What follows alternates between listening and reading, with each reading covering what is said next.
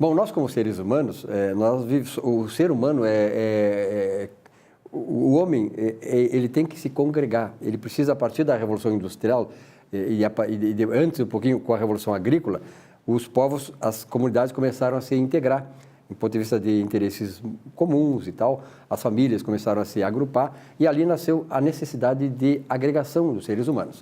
E vamos evoluindo e tal, veio a Revolução Industrial, enfim, a segunda, a terceira revolução agora é a comunicação e todas essas coisas. O mundo todo hoje é completamente integrado pelos meios de comunicação, não apenas na questão física, de contato físico entre as pessoas. As maiores ligações se dão via satélite, via internet, etc. e tal. Mas é necessário que, para que o homem possa progredir, prosperar, para que a civilização avance, mantendo os valores tradicionais da civilização, de amizade, de respeito, de fraternidade, é preciso que muitas coisas aconteçam. E a principal coisa é que seja garantida a cada uma das pessoas, a cada um de nós, o direito a quê? A vida.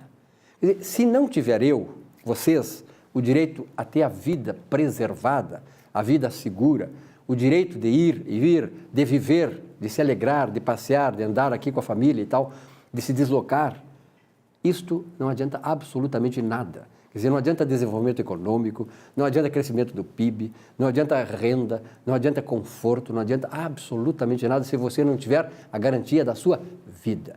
E no Brasil, nós vivemos isso é do mundo inteiro, mas no Brasil especialmente, vivemos uma situação de total abandono daquilo que é o direito fundamental do ser humano, que é o direito a ter a sua vida preservada. É por isso que eu estou aqui com o Plínio Braga Neto, né, que é o presidente da associação da AMBI, Associação dos Moradores do Bairro Ipanema. Prazer em tê-lo aqui no programa. Prazer é meu aí, muito bom esse espaço aí que vocês proporcionaram para nós moradores lá. Porque na verdade, né, Plínio, e a Lília que está comigo para fazer essa entrevista, na verdade, a questão da segurança pública não é uma questão que atinja diretamente o bairro de Ipanema, atinge todos os bairros, o Brasil inteiro está em polvorosa, quer dizer, é um genocídio oficial que está acontecendo por omissão das autoridades. O bairro Ipanema, como é que tem sido afetado nessa questão da segurança pública?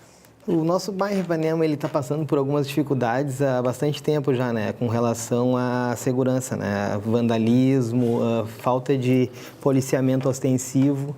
Nós temos um posto da Brigada Militar que já opera há muito tempo lá no nosso bairro. E essa semana, na semana que passou, agora ele teve seu fechamento devido ao comando, enfim, falta ao governo. Falta de manutenção, uma série de problemas. Uma série de fatores, Então, nós já vínhamos nos mobilizando com relação a esses problemas. E o que acarretou que nós fomos forçados a tomar uma medida mais contundente, né? Que nós estamos fazendo uma petição eletrônica para manter o serviço aberto, efetivo, né, e pleno, que não adianta nós termos um posto aberto se ele não está em pleno funcionamento. Não adianta ter uma pessoa lá dentro e, por exemplo, um roubo de veículo ali, faz o boletim de ocorrência e demora 5 dias úteis para...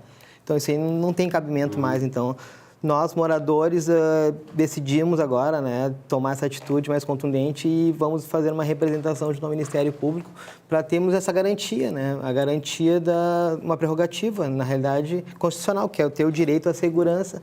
E como Ipanema trata-se de um bairro turístico, né, a gente necessita, não mais que os outros, mas é que lá circula muito mais pessoas, entendeu?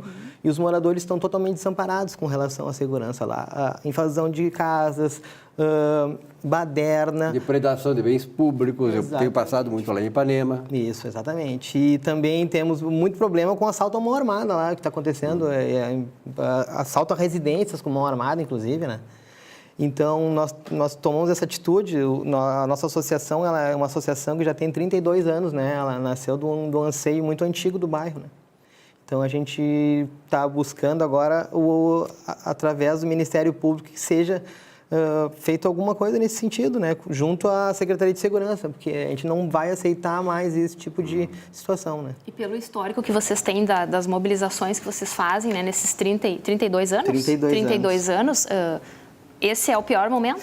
Acreditamos que, com relação à segurança, acreditamos que esse é um dos piores momentos que eu resido na região há 34 anos, né? Então, eu praticamente nasci ali.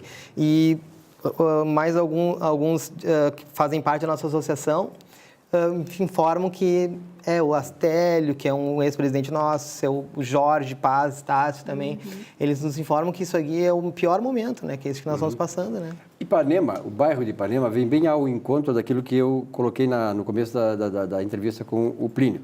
Ou seja, não adianta você criar condições para as pessoas conviver, né? As pessoas se relacionar, as famílias, enfim, saírem das suas casas e confraternizar. Ipanema tem um local lá que é a margem do rio lá, né? A Orla do Guaíba. Linda, maravilhosa, a noite é fantástica, mas aí adianta isso se as pessoas não têm condições de ir para lá, porque são assaltadas, são assassinadas, são mortas, sofrem homicídio, sofrem de tudo. Quer dizer, não adianta isso. O Parque Marinha do Brasil, eu sempre digo, eu moro aqui na frente do Beira-Rio, tenho esse karma, né, de nascer na frente, vou morar na frente do Beira-Rio. Vamos defender. Enfim.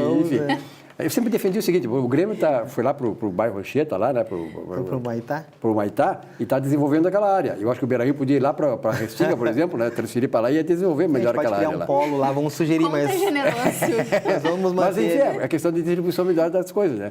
Mas, enfim, então essa questão é o Parque Marinha do Brasil. Iluminar, claro, depois desse temporal todo aí, dessa devastação toda, ficou tudo demolido, mas melhoraram, iluminaram. Eu, à noite, eu olho de casa, assim, maravilhoso o parque. Sem uma alma viva. E aí você sonha como seria bom, né? Como seria bom, mas por que não? espaço. E aí o Plínio colocou essa questão que a sociedade toda reclama. Quer dizer, veja bem o seguinte, tempos atrás, as comunidades, as prefeituras, através das chamadas forças vivas da sociedade, Rotary, os sindicatos disso, ajudavam a Brigada Militar na compra e manutenção dos veículos, porque ela tinha brigadianos à disposição.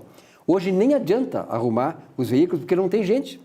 Então é a questão de prioridade do governo. Eu sempre digo o seguinte, olha aqui, ó, eu convivi, já estou quase, passei de 50, né? Passei de 50, então eu convivi, olha bem, eu não estou defendendo ditadura, mas na ditadura existia uma coisa que se chamava autoridade.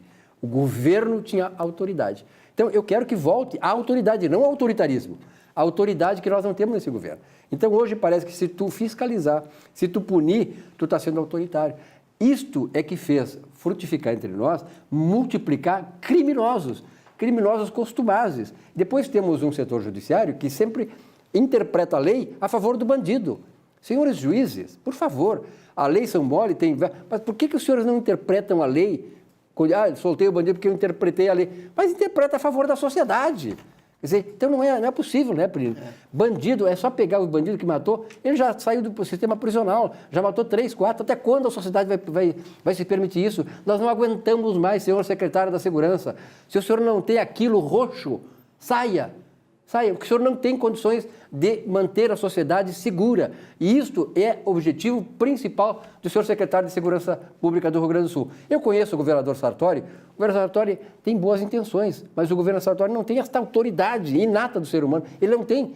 Então é preciso que o governo como um todo tome consciência disso. Quer dizer, o secretário não pode dizer aí que... Outro dia fizeram uma entrevista com ele e disseram que o cara saiu daqui do Morro Santa Teresa até o aeroporto Salgado Filho e não encontrou uma brigada, um brigadiano.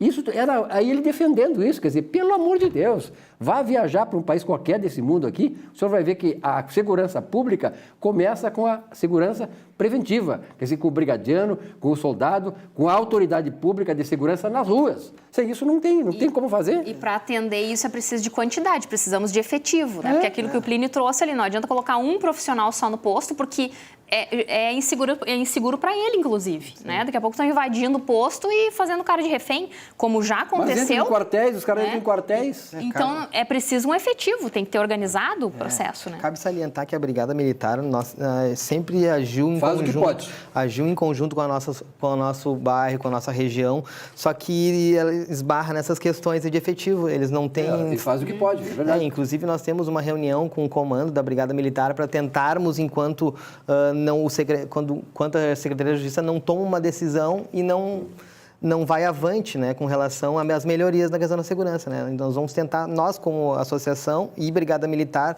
nós estamos trabalhando unificado como dá, né? Em 1983, quando assumiu o Jair Soares, eu sempre falo do Dr. Jair, que eu trabalhei com o Dr. Jair, nós tínhamos na Brigada Militar 22 mil soldados. A corporação era composta de 22 mil homens. Hoje, não tem mais do que isso. Tem até menos. Quer dizer, é impossível isso. Então, é questão de decisão de governo. É como eu digo assim, a questão daí... Aí entrou a ideologia no Brasil, a partir de 1979, você sabe bem o que se criou em 79, o monstro que se criou em 79 no Brasil, não preciso dizer. Esse monstro veio trazer uma ideologia comunista, né? Enaltecendo o criminoso, porque o criminoso para eles é fruto da exclusão social. Quer dizer, hoje o camarada mata, não, porque coitadinho, excluído social, não tem emprego. É um vagabundo, é um criminoso. E assim é que ele tem que ser tratado. Criminoso tem que ser tratado como criminoso. É por isso que lá nos Estados Unidos, o Donald Trump, e aqui figuras, né, que são mais ou menos, defendem esses direitos, esses valores dos seres humanos, estão cada vez mais ganhando corpo. Né? Por quê? A sociedade cansou desta ideologia que defende criminoso. No Brasil, o governo que se estabeleceu em 2003, venceu a eleição em 2002, só fez crescer corrupção para selo completário e atingir a criminalidade que hoje está descontrolada no Brasil. E é complicado. Por isso nós precisamos dos movimentos dos bairros, né?